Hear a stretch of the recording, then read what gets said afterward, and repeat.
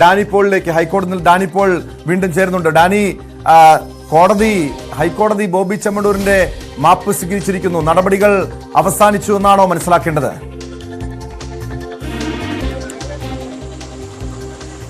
അതെ ടോം, നടപടികൾ അവസാനിപ്പിച്ചു എന്നാണ് മനസ്സിലാക്കുന്നത്. തുടർ നടപടികൾ അവസാനിപ്പിച്ചിരിക്കുന്നു. ബോബി ചെമ്മണ്ണൂരിന്റെ നിരുപാധിക മാപ്പപേക്ഷ ഹൈക്കോടതി സ്വീകരിച്ചിരിക്കുന്നു എന്നതാണ്. ഇതിൽ കോടതിയുടേതായ ചില കാര്യങ്ങൾ കൂടിയുണ്ട്. ബോബി ചെമ്മണ്ണൂർ പറഞ്ഞത് മാധ്യമ പടവൊന്നു ചുറ്റിയപ്പോൾ സംഭവിച്ചു പോയതാണ് അത്തരമൊരു സ്റ്റേറ്റ്മെന്റ് എന്നതാണ് ഇദ്ദേഹം കോടതിയോട് ഇതിന്റെ അഭിഭാഷകൻ പറഞ്ഞിരിക്കുന്നത്. ഇന്നലെ റിലീസിംഗ് ഉത്തരവ് അഭിഭാഷകനെ ലഭിച്ചതേ ഉണ്ടായിരുന്നുള്ളൂ എന്ന് പറയുന്നു.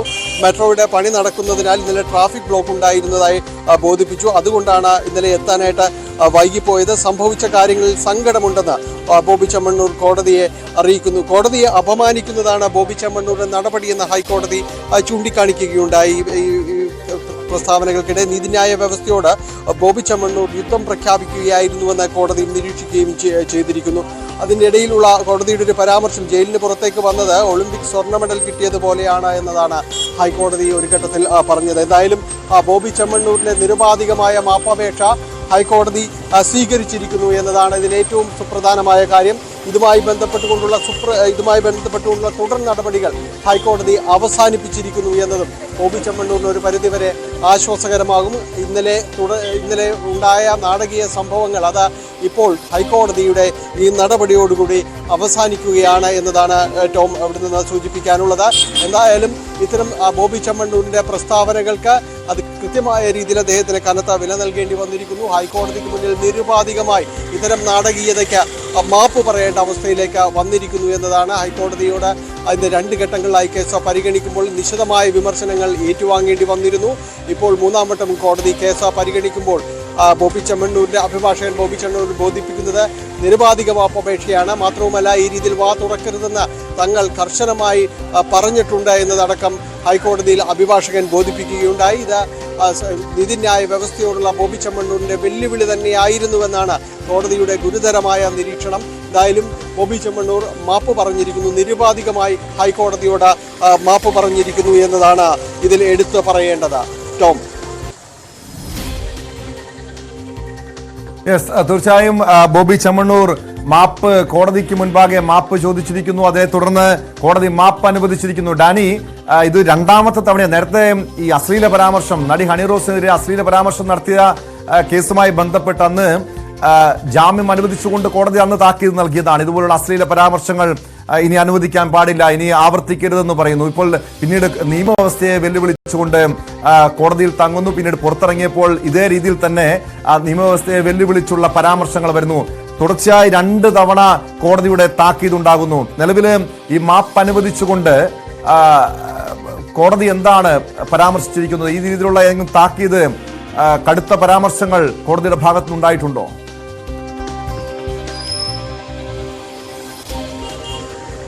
ടോമി, 2 ഘട്ടങ്ങളിലും കോടതി നടത്തിയത് കടുത്ത പരാമർശങ്ങൾ തന്നെയാണ്. രാവിലെ 2 വട്ടം കേസ് പരിഗണിക്കുമ്പോഴും കോടതി നിശിതമായ രീതിയിൽ തന്നെയാണ് വിമർശിച്ചത്. അതിൽ കൂടുതൽ ഇനി വിമർശിക്കാൻ ഒന്നുമില്ല എന്ന് തന്നെ പറയേണ്ടി വരും. കാരണം കോടതിയെ തന്നെ, നീതിന്യായ വ്യവസ്ഥയെ തന്നെ വെല്ലുവിളിക്കുന്ന രീതിയിലുള്ള ഒരു നിലപാടായിരുന്നു ഇദ്ദേഹം സ്വീകരിച്ചിരുന്നത് എന്നത് അടക്കം. എന്തായാലും ഒരു സ്വന്തം കാര്യം നോക്കൂ എന്ന രീതിയിൽ തന്നെയാണ് കോടതി പറഞ്ഞിരിക്കുന്നത്. ഇവിടുത്തെ ഈ നീതിന്യായ വ്യവസ്ഥയെ അടക്കം ബാധിക്കുന്ന കാര്യങ്ങളിലേക്ക് ബോബി ചെമ്മണ്ണൂരിന്റെ ഇടപെടലൊന്നും വേണ്ട എന്ന് തന്നെയാണ് വ്യക്തമാക്കിയിരിക്കുന്നത്. ജയിലിനകത്തെ കാര്യങ്ങൾ ഇന്നലെ പറഞ്ഞിരുന്നു. അത്തരം കാര്യങ്ങൾ നോക്കാൻ ജുഡീഷ്യറിക്ക് അതിൻ്റെതായ സംവിധാനങ്ങളും കാര്യങ്ങളുമുണ്ട്. അതിൽ ബോബി ചെമ്മണ്ണൂർ എന്നൊരാൾ ഇടപെടേണ്ടതില്ല എന്ന് തന്നെ പറഞ്ഞിരിക്കുന്നു. അതുമാത്രവുമല്ല, ഇദ്ദേഹത്തിന്റെ പാസ്പോർട്ട് പിടിച്ചു വെച്ചിരിക്കുന്നു എന്നത്, സറണ്ടർ ചെയ്യാൻ ആവശ്യപ്പെട്ടിരിക്കുന്നു എന്നതാണ്. നേരത്തെ അത്തരം കർശനമായ കഠിനമായ യാതൊരു വ്യവസ്ഥകളും അതിൽ ഉണ്ടായിരുന്നില്ല. പക്ഷേ ഇപ്പോൾ അത്തരം ഉപാധികൾ കൂടി ഹൈക്കോടതിയിൽ നിന്ന് ഈ ആദ്യഘട്ടത്തിൽ തന്നെ കേസ് പരിഗണിച്ചപ്പോൾ വന്നിരിക്കുന്നു. കൃത്യമായ രീതിയിലുള്ള ഒരു നിലപാടെടുത്തുകൊണ്ട് തന്നെയാണ് ഹൈക്കോടതി ആ കാര്യത്തിലേക്ക് കടന്നുപോയത്. ഏതായാലും നിരുപാധികമായ മാപ്പപേക്ഷ എഴുതി നൽകിയിരിക്കുന്നു എന്നതാണ്. സംഭവിച്ച കാര്യങ്ങളിൽ ദുഃഖമുണ്ട് എന്ന് ബോബി ചെമ്മണ്ണൂർ പറഞ്ഞിരിക്കുന്നു. അങ്ങനെ ഈ നിരുപാധികമായി മാപ്പ് അപേക്ഷിച്ചിരിക്കുന്നു എന്നതാണ്. ഇന്നലെ ഈ ഹൈക്കോടതിയിൽ നിന്ന് ജാമ്യം നേടുമ്പോഴെല്ലാം തന്നെയും വലിയ രീതിയിൽ വിജയിച്ചിരിക്കുന്ന പോലെ തന്നെയായിരുന്നു അത്തരം കാര്യങ്ങൾ ഉണ്ടായിരുന്നത്. എന്നാൽ അത് അവസാനിച്ചിരിക്കുന്നു എന്നതാണ്. ഇപ്പോൾ നമുക്കൊപ്പം നിയമകാര്യ ലേഖകൻ അഡ്വക്കേറ്റ് CN പ്രകാശ് കൂടി ചേരുന്നത്. ഏതായാലും കോടതിയോട് നിരുപാധിക മാപ്പ് പറഞ്ഞിരിക്കുന്നു. ഇന്നലെ മുതൽ തുടങ്ങിയ ഒരു നാടകീയ സംഭവങ്ങൾക്ക് ഇപ്പോൾ അത് അവസാനിച്ചിരിക്കുന്നു എന്നതാണ്. എന്താണ് ഇന്ന് കോടതിയിൽ നടന്ന വിശദാംശങ്ങൾ? ഞാൻ ഇന്ന് 3 ഘട്ടങ്ങളിലായിട്ടാണ് കേസിൻ്റെ നടപടിക്രമങ്ങൾ നടന്നത്. രാവിലെ 10:45 കോടതി കയറുമ്പോൾ ഇന്നലെ ഉത്തരവിട്ട ജസ്റ്റിസ് PV കുഞ്ഞികൃഷ്ണൻ പ്രതിഭാഗം അഭിഭാഷകരോട് ഇന്ന് ഹാജരാകണമെന്ന് ആവശ്യപ്പെട്ടു. ഇന്നലെ നൽകിയ ജാമ്യ ഉത്തരവ് എന്തുകൊണ്ട് എക്സിക്യൂട്ട് ചെയ്തില്ല, ഇന്നലെ എന്തുകൊണ്ട് ചെയ്തില്ല എന്ന ചോദ്യമാണ് ചോദിച്ചത്. അതിനുശേഷം ഇതുമായി ബന്ധപ്പെട്ട് നിരവധിയായ വിമർശനങ്ങൾ ഉയർന്നു. ജയിലിലുള്ള തടവുകാരുടെ ക്ഷേമത്തിന് വേണ്ടി പ്രവർത്തിക്കാൻ ഐക്യദാർഢ്യം പ്രഖ്യാപിക്കാൻ ബോബി ചെമ്മണ്ണൂർ ആരാണ്, അത് ജുഡീഷ്യറി നോക്കിക്കോളാം, ജുഡീഷ്യറി പണി ബിസിനസ്സുകാരൻ ചെയ്യേണ്ട എന്നുള്ള കടുത്ത ഭാഷയുള്ള വിമർശനമാണ് ബോബി ചെമ്മണ്ണൂരിനെതിരെ ഉണ്ടായത്. അതിനുശേഷം 12 മണിക്ക് ഈ വിവരം അറിയിക്കാൻ പറഞ്ഞു. അപ്പോൾ 2 ചോദ്യങ്ങളാണ് പ്രധാനമായും ചോദിച്ചത്. ഒന്ന്, എന്തുകൊണ്ട് ഇന്നലെ ബെയിൽ എക്സിക്യൂട്ട് ചെയ്തില്ല? മറ്റൊന്ന്, ഈ ജയിലിൽ നിന്ന് പുറത്തിറങ്ങിയ ശേഷം ഇന്ന് രാവിലെ മാധ്യമങ്ങളോട് എന്താണ് പറഞ്ഞത്? ഈ 2 കാര്യം മാത്രം അറിയിക്കാനാണ് ആവശ്യപ്പെട്ടത്. ഇത് രാമപിള്ള പോലുള്ള മുതിർന്ന അഭിഭാഷകനോട് പോലും കാണിക്കുന്ന അവഹേളനമാണ് എന്ന വിലയിരുത്തലും കോടതിയുടെ ഭാഗത്തുനിന്നുണ്ടായി. അതിനുശേഷം ഇന്ന് ഉച്ചയ്ക്ക് 1:45 കോടതി വീണ്ടും കയറുമ്പോൾ ഇക്കാര്യത്തിൽ വിവരം അറിയിക്കാൻ പറഞ്ഞു. അതല്ലെങ്കിൽ ജാമ്യം റദ്ദാക്കുമെന്നും ഹൈക്കോടതിയോട് കളിക്കേണ്ട എന്നും നാടകം കളിച്ച് മാധ്യമശ്രദ്ധ പിടിച്ചുപറ്റാൻ ശ്രമിക്കേണ്ട എന്നും ഉള്ള ശക്തമായ താക്കീതുണ്ടായി. 1:45 ഈ കേസ് പരിഗണിച്ചപ്പോൾ മജിസ്ട്രേറ്റ് കോടതിയിൽ ബോബി ചെമ്മണ്ണൂരിന് വേണ്ടി ഹാജരായ ജിയോ പോളാണ് കോടതിയിൽ ഹാജരായി നിരുപാധികം മാപ്പ് പറയുന്നതായി ജിയോ പോൾ അറിയിച്ചു. ബോബി ചെമ്മണ്ണൂർ നിരുപാധികം മാപ്പ് പറയുന്നു.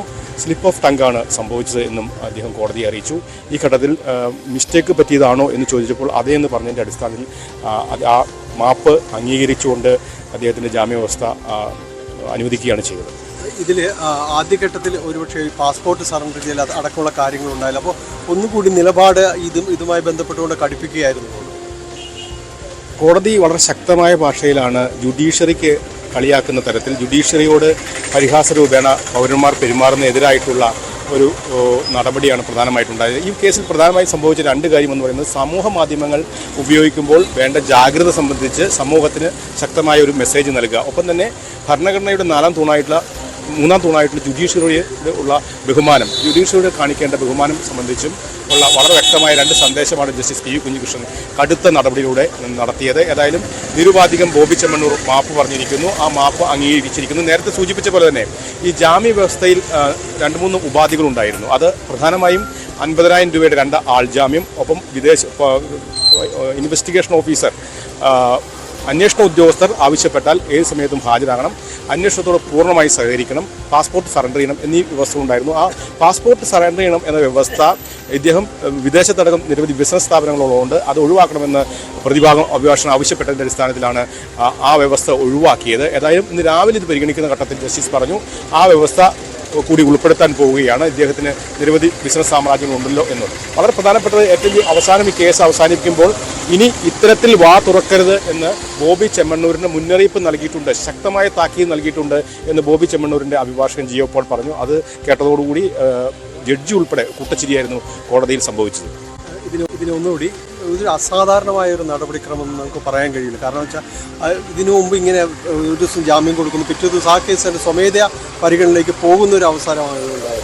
അസാധാരണമായ ഒരു നടപടിക്രമമാണ്. കാരണം ജാമ്യം ഇതിൻ്റെ ഒരു പ്രത്യേകത എന്ന് പറയുന്നത്, ബോബി ചെമ്മണ്ണൂരിനെ മജിസ്ട്രേറ്റ് കോടതി ജാമ്യം നിഷേധിച്ച് അദ്ദേഹം ജുഡീഷ്യൽ കസ്റ്റഡിയിൽ പോകുന്ന ഘട്ടത്തിൽ അത് ഒരു വെള്ളിയാഴ്ചയാണ്. പിറ്റേ ദിവസം സെക്കൻഡ് സാറ്റർഡേ ആയിരുന്നു, സൺഡേ ആയിരുന്നു, പിന്നെ തിങ്കളാഴ്ച. അപ്പോൾ അവർക്ക് സ്വാഭാവികമായിട്ടും അടുത്ത മേൽക്കോടതി എന്ന തരത്തിൽ സെഷൻസ് കോടതിയെ സമീപിക്കാമായിരുന്നു. പക്ഷേ ആ 2 അവധി ദിവസം കൂടി ഉള്ളതുകൊണ്ട് പിന്നെ തിങ്കളാഴ്ച സെഷൻസ് കോടതിയും തള്ളിയാൽ ചൊവ്വാഴ്ച മാത്രമാണ് ഇവിടെ ഹൈക്കോടതി വരാൻ കഴിയുന്ന സാഹചര്യമുള്ളൂ. അതുകൊണ്ട് ഒരു ജമ്പ് നടത്തി സെഷൻസ് കോടതി പോകാതെ നേരിട്ട് ഹൈക്കോടതിയിലേക്ക് വരുന്ന ഒരു സ്ട്രാറ്റജിയാണ് ഉണ്ടായത്. പക്ഷേ ഹൈക്കോടതിയിൽ വന്നപ്പോൾ സാധാരണ പൗരന്മാർക്കുള്ള ലോയ്ക്ക് മുന്നിൽ എല്ലാ പൗരന്മാരും സമന്മാരാണെന്ന ഒരു തത്വത്തിൻ്റെ അടിസ്ഥാനത്തിൽ അത് സ്വാഭാവികമായി 4 ദിവസത്തിന് ശേഷം പോലീസിൻ്റെ വിശദീകരണം കേട്ട ശേഷമാണ് ജാമ്യം അനുവദിച്ചത്. ജാമ്യം അനുവദിക്കുമ്പോൾ, അതായത് ഇന്ന് ടുഡേ മൂവ് ചെയ്താണ് രാമപിള്ള സാറ് കേസ് കൈകാര്യം ചെയ്യിച്ചത്. അന്ന് തന്നെ ഇന്ന് ജഡ്ജി ആവർത്തിച്ച് പറഞ്ഞു, ഒരു പ്രതിക്ക് അനുകൂലമായി കോടതി നിൽക്കുന്നതിൻ്റെ ഭാഗമായിട്ടാണ് അന്ന് തന്നെ ഓർഡർ ഇറക്കുകയും 3:30 തന്നെ 3:30-4 മണിയോടുകൂടി ഓർഡർ ഇറക്കുകയും ചെയ്തത്. എന്നിട്ട് നിങ്ങൾ എന്തുകൊണ്ട് 7 മണി വരെ കോടതിയിൽ ജയിലിൽ ജീവനക്കാർ കാത്തിരുന്നിട്ടും എന്തുകൊണ്ട് നിങ്ങൾ എക്സിക്യൂട്ട് ചെയ്തില്ല എന്ന ചോദ്യം ശക്തമായി ഉയർത്തിയത്. ആ അസാധാരണമായ നടപടിക്രമം, അതായത് ജാമ്യം ആവശ്യപ്പെടുന്നു, അത് പെട്ടെന്ന് പരിഗണിക്കണമെന്ന് ആവശ്യപ്പെടുന്നു, അതിനുശേഷം അത് കോടതി അതിൻ്റെ അതിവേഗത്തിൽ ആ ഉത്തരവ് പുറപ്പെടുവിക്കുന്നു, അതിനുശേഷം ആ ജാമ്യം എക്സിക്യൂട്ട് ചെയ്യാൻ കഴിയാതെ വരുമ്പോൾ കോടതിയോട് കാണിക്കുന്ന ഒരു അവഹേളനമാണ്. ആ തരത്തിലാണ് അതിനെ കണ്ടത്. ഒപ്പം സീനിയർ അഭിഭാഷകനോടും ഈ പ്രതി കാണിച്ച അവഹേളനവും അവമാനവുമാണ് എന്ന് കോടതി ഓർമ്മിപ്പിക്കുന്നുണ്ട്. ഏതെങ്കിലും ഘട്ടത്തിൽ അന്വേഷണ ഉദ്യോഗസ്ഥർക്ക് എന്തെങ്കിലും നിർദ്ദേശം നൽകുന്നത് അങ്ങനെ ഒരു പരാമർശം ഉണ്ടായിരുന്നല്ലോ, നടപടികൾ വേഗത്തിലാക്കുമെന്ന്? ഉച്ചയ്ക്ക് 12 മണിക്ക് ഈ കേസ് പരിഗണിക്കുന്ന ഘട്ടത്തിലാണ് ഹൈക്കോടതിയോട് അങ്ങനെ കളിക്കേണ്ട, ജുഡീഷ്യറിയോട് കളിക്കാൻ ബിസിനസ് നോക്കിക്കോട്ടെ, ബിസിനസ്സുകാരൻ ബിസിനസ് നോക്കിയാൽ മതി, തടവുകാരുടെ പ്രശ്നങ്ങളെല്ലാം നോക്കാൻ ഇവിടെ ജുഡീഷ്യറി ഉണ്ട്, ഇത് ഹൈക്കോടതിയാണ് എന്നടക്കമുള്ള മുന്നറിയിപ്പ് നൽകുകയും ഒപ്പം വേണ്ടി വന്നാൽ അന്വേഷണ ഉദ്യോഗസ്ഥരോട് 2 മാസത്തിനുള്ളിൽ ഈ അന്വേഷണം പൂർത്തിയാക്കി വിചാരണ നടപടികൾ ആവർത്തിക്കാൻ ആവശ്യപ്പെടുമെന്നും കോടതി പറഞ്ഞു. ഏതായാലും അത്തരം കടുത്ത നടപടികളിലേക്കൊന്നും പോയിട്ടില്ല എന്ന് വേണം മനസ്സിലാക്കാൻ. ഏതായാലും ഇതുമായി ബന്ധപ്പെട്ട് എന്ത് നടപടികളാണ് എടുത്തിട്ടുള്ളത്, ഒപ്പം തന്നെ ജാമ്യ വ്യവസ്ഥയിൽ എന്തെങ്കിലും കൂടുതൽ കാര്യങ്ങൾ ആഡ് ചെയ്തിട്ടുണ്ടോ എന്നൊക്കെ അറിയണമെങ്കിൽ വിശദമായ ഇതുമായി ബന്ധപ്പെട്ട വിധി വരേണ്ടതുണ്ട്. അത് ഉടൻ തന്നെ വരുമെന്ന് തന്നെ പ്രതീക്ഷിക്കാം. ഈ ഒരു അടിസ്ഥാനത്തിൽ സോഷ്യൽ മീഡിയയിൽ ഒരു നിയന്ത്രണമുള്ള ബോബി ചെമ്മണ്ണൂരിനെ ആയിരിക്കും ഇനി കാണാൻ കഴിയുക. അല്ല, ഇനി മുതൽ ബോബി ചെമ്മണ്ണൂർ ഇത്തരത്തിൽ വാ തുറക്കരുത് എന്ന് ശക്തമായ താക്കീത് മുന്നറിയിപ്പ് നൽകിയതായി ജിയോപോൾ കോടതി അറിയിച്ചിട്ടുണ്ട്. ഏതായാലും അഡ്വക്കേറ്റ് സി എൻ പ്രകാശാണ് നിയമകാര്യ ലേഖകൻ ഇതുമായി ബന്ധപ്പെട്ട കാര്യങ്ങൾ വിശദീകരിച്ചത്.